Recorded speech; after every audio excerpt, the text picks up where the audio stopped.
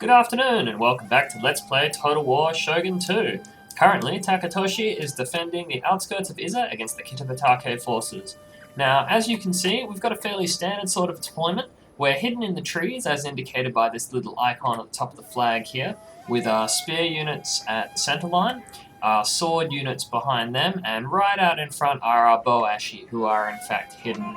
Now, we can see that the enemy forces consist primarily of bow samurai with a regiment of yari samurai, and that's a bit of a problem for us because, as you can see, the bow samurai with their 7 melee attack and 4 melee defense simply outclass our yari ashigaru, who only have 5 melee attack and 4 melee defense. So we do have the numbers advantage, and that will help, but we probably want to try to push things in our favor a little bit more. Now, the reason I'm fighting at the top of the hill and in the forest is that because units' ranged firepower is significantly reduced inside trees. The arrows actually will get caught on the trees and then not travel through. So you end up with basically units inside the forest are significantly harder to hit with ranged firepower than those outside. And this benefit can be used to your advantage by being inside the forest and firing out of the forest at almost full effect, when counterattacks are significantly less effective against you.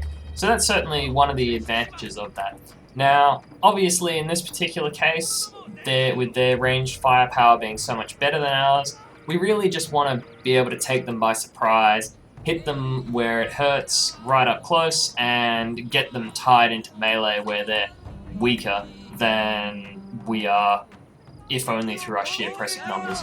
The other issue with forests is that cavalry are much less effective in them.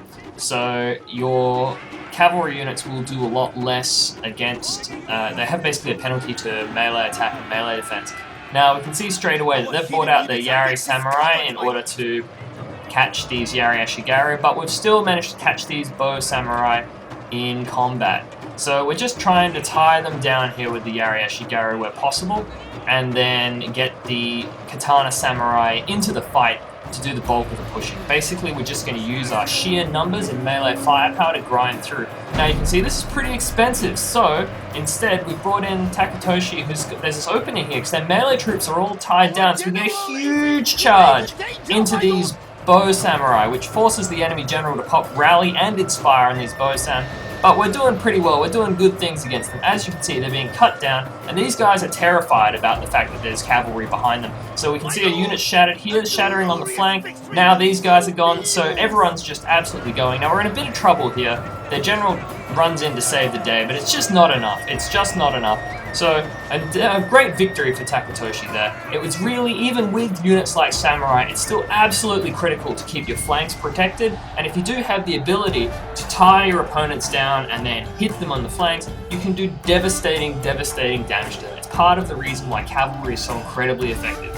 Anyway, I hope you enjoyed it, everyone, and thanks for watching.